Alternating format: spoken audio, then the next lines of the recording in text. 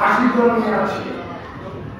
আর যারা তারা কমপ্লিট করে শেষ করে পাস করে তাফসীর করেছে, কোরআন নিয়ে গবেষণা করেছে 15 জন নিয়ে। 11 শিক্ষা আজকে সভাপতি যারা আজকে আবার করবে, শপথ গ্রহণ করবে, তোমরা কিতাব নিয়ে সামনে বসো, দাওয়ার কিতাব নিয়ে রেডি থাকো। আর আমি কথা বলছি, সময় আমাদের অল্প সময়, এর কাজ শেষ করতে হবে।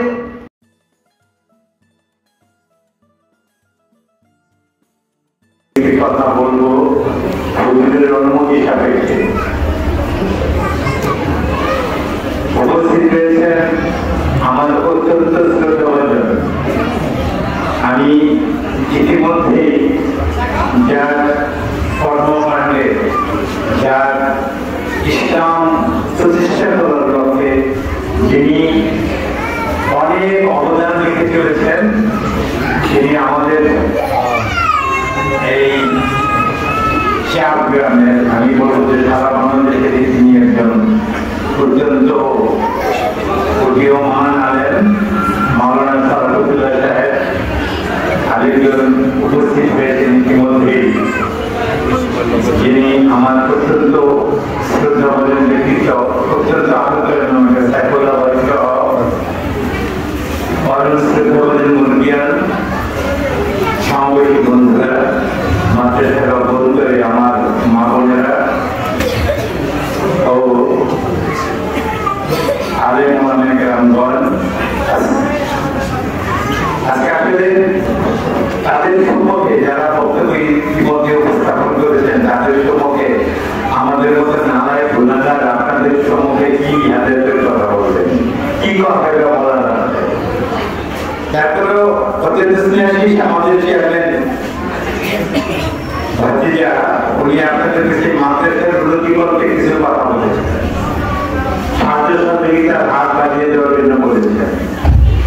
আমিও তার সাথে অনুরোধ আপনাদেরকে বলবো যে একজন মা শিক্ষিত হলে জাতি শিক্ষিত হবে। ইতিমধ্যে আপনাদের মাদ্রাসার মহাদামী যারা মোস্তাফিজুর রহমান সাহেবের মুখ থেকে আপনারা শুনেছেন যে এই মাদ্রাসার শিক্ষার্থী যারা শিক্ষা গ্রহণ করে, শিক্ষা লাভ করে, শুধু বাংলাদেশে যিনি ইসলামকে প্রতিষ্ঠা করছেন এরকম না, সারা পৃথিবীর অনেক উন্নত বিশ্বের যারা বিরুদ্ধে ছড়িয়ে ছিটিয়ে ইসলামকে প্রতিষ্ঠিত করার কাজে যুক্ত রয়েছেন। তাহলে আমরা অন্তত একটা কথা স্বীকার করতে পারছি যে শিক্ষায়, যে মায়ের শিক্ষায় আমরা জাতি শিক্ষিত করবো, সমৃদ্ধ করবো, সেই শিক্ষায় আজকে শুধু আমাদের জাতি না, বিজাতিরও ইসলামী শিক্ষায় শিক্ষিত হয়ে আজকে ইসলামকে প্রতিষ্ঠিত করার প্রচেষ্টায় অব্যাহত রয়েছেন।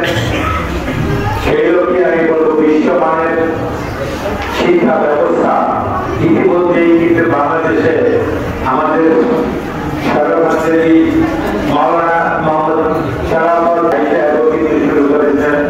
তার একটা মাদ্রাসায়, একটা স্কুলে তিনি লেখাপড়া করেন, ক্লাস 5-এ উঠলেই কিন্তু ওই ছেলেটা কোরআনে হাফেজ হয়ে যাচ্ছে।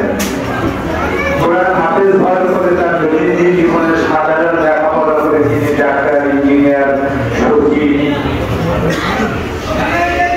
এসপি, টিসি সব কিছু হতে পারবে। সেই ক্ষেত্রে আমি বলবো যে আজকে আমাদের সমাজের যে ভঙ্গুর অবস্থার সৃষ্টি হয়েছে, যে অবস্থা অত্যন্ত ন্যাক্কারজনক, এই সমাজে এখন প্রত্যেকটা দ্বন্দ্বের সমাজের সব জায়গায়, প্রশাসনের সব জায়গায় দুর্নীতিতে আচ্ছন্ন।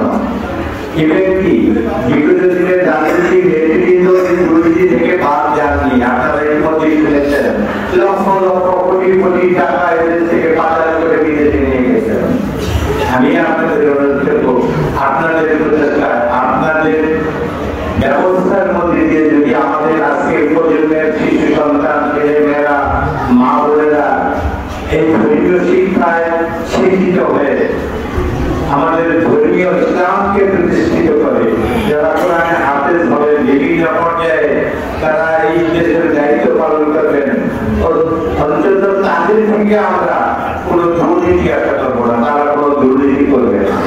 আজকে সমাজ ব্যবস্থাটা মাদকে আচ্ছন্ন হয়ে গেছে। অনেক যুব সমাজের অনেক ছেলেমেয়েরা আজকে মাদকাসক্ত হয়েছে। তাদের এই মাদকাসক্তি থেকে ফিরিয়ে আনতেও কিন্তু তাদের প্রতিরোধ করতে হবে। এখন শুধু প্রতিরোধ না, আজকে যদি যিনি শিক্ষায় আমাদের ভবিষ্যৎ প্রজন্ম, আজকের প্রজন্ম যদি ভবিষ্যতে যিনি শিক্ষায় প্রতিষ্ঠিত হতে পারেন, তারা কিন্তু মাদক সেবী হবেন না। আজকে অভিভাবকরা অনেক টেনশনে থাকেন, অনেক দুশ্চিন্তায় থাকেন যে আপনারা আপনাদের এই ছেলে মেয়েদেরকে নিয়ে আপনি বলেন আপনার জীবন সবচেয়ে যে বড় সম্পদ আপনার বাবা মা, আপনার সন্তান। যদি আপনার সন্তানকে আপনি কোটি কোটি টাকা রেখে গেলেন, মানুষ বানাতে পারলেন না, আপনার এই সন্তান এই কোটি কোটি টাকা দুনিয়ার পাশা আন্দোলনের মধ্যে কিন্তু শেষ করে দিতে পারবে। আর আপনি যদি লক্ষ লক্ষ টাকা খরচ করে যদি আপনার সন্তানকে আপনি প্রতিষ্ঠিত করে যান, মানুষের মতো মানুষ করে যান, যিনি ইসলাম শিক্ষায় প্রতিষ্ঠিত করে যান, তারা আপনার টাকা লস করবে না, আপনার টাকা লাগবে না, তারাই টাকা করার ব্যাপারই হবে। এবং যে কথাটি এখানে দেখা আছে এলএডি প্রতিপালনের জন্য, জিও পরিচালনার জন্য নয়। যিনি শিক্ষা যদি শিক্ষিত হয়, আলেম ওলামা হয়, কোরআনে হাফেজ হয়, তিনি কিন্তু কাল হাসরের ময়দানে তার জন্য আপনাকে আল্লাহ পাক রব্বুল আলামিন নজরের টুপি পরিয়ে দেবেন। সুতরাং তিনি যদি হাসর বিধান যদি সফলতা অর্জন করতে পারেন, আখিরাতের সফলতা অর্জন করতে পারেন, দুনিয়া এভাবেই তার পায়ের নিচে লুটিয়ে আসবে। দুনিয়া তার জন্য খুব ক্ষীণ হয়ে যাবে, সামান্য হয়ে যাবে। আর আসলে মহান সৃষ্টিকর্তা আল্লাহ পাক রব্বুল আলামিন এই দুনিয়াকে সৃষ্টি করেছেন খুব সামান্যতম সময়ের জন্য, এবং এটা একটা পরীক্ষার ক্ষেত্রে করে দিয়ে পাঠিয়েছেন। আজকে আমি আপনাদের অনুরোধ করবো, সেই শিক্ষা প্রতিষ্ঠানের উপর গুরুত্ব অপরিসীম, যে শিক্ষায় এই দেশ, জাতি এবং সারা পৃথিবীর মুসলমানকে আলোকিত করতে একদিন আমাদের রাসূল পাক সাল্লাল্লাহু আলাইহি সাল্লামের বয়ান একদিন সারা পৃথিবী মুসলমানে হয়ে যাবে, মুসলিম হয়ে যাবে, তখন আর বিভেদ ভিতরে থাকবে না। এই প্রত্যাশায় আমাদের এই প্রচেষ্টা সার্থক হোক, সফল হোক। এই মাদ্রাসার একটি সারা বাংলাদেশের মধ্যে আপনাদের দেশের ঐতিহ্যবাহী মাদ্রাসা, এই মাদ্রাসা থেকে শিক্ষায় শিক্ষিত হয়ে এই দেশে শিক্ষা, দিনী শিক্ষার আলো বর্তিকে ছড়িয়ে যাক। সর্বোপরি এই মাদ্রাসার প্রতিষ্ঠাতা মাওলানা মোহাম্মদ আলী সাহেব, আমি তাকে প্রত্যক্ষভাবে দেখেছি আর অত্যন্ত স্নেহ করতেন। তার রূহের মাগফিরাত কামনা করে আজকে এই মাদ্রাসার সাথে যারা সংশ্লিষ্ট, যারা এই মাদ্রাসার উন্নতির জন্য অক্লান্ত পরিশ্রম করে কাজ করে যাচ্ছেন, আমি তাদের দীর্ঘায়ু নেয়া এবং সঠিকভাবে কাজ করার ফরিয়াদ মহান সৃষ্টিকর্তা আল্লাহ পাক রব্বুল আলামিন ফরিয়াদ জানিয়ে এবং সবার এই মাদ্রাসা এই প্রত্যাশায় নতুন একটি ভবন হোক। আপনারা নিজেরাই প্রত্যক্ষ করছেন এইসব মাদ্রাসায় জায়গা হয় না, নতুন ভবন করে একটি বড় হল রুমের ব্যবস্থা করে, যেটি আরো লোকের সম্প্রদান করে একটি এরকম অনুষ্ঠান অনুষ্ঠিত হোক, এই প্রত্যাশায় সবার মঙ্গল কামনা করে আমি আমার বক্তব্য শেষ করছি। আসসালামু আলাইকুম ওয়া রাহমাতুল্লাহি ওয়া বারাকাতুহু।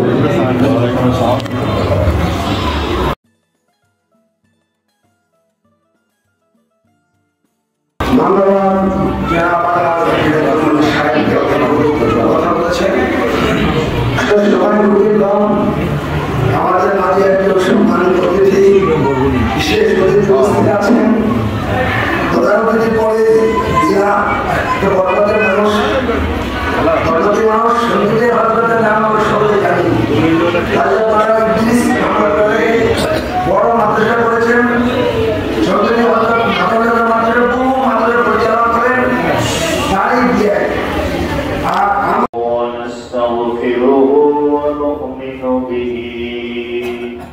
ونتوكل عليه ونعوذ بالله من شرور أنفسنا ومن سيئات أعمالنا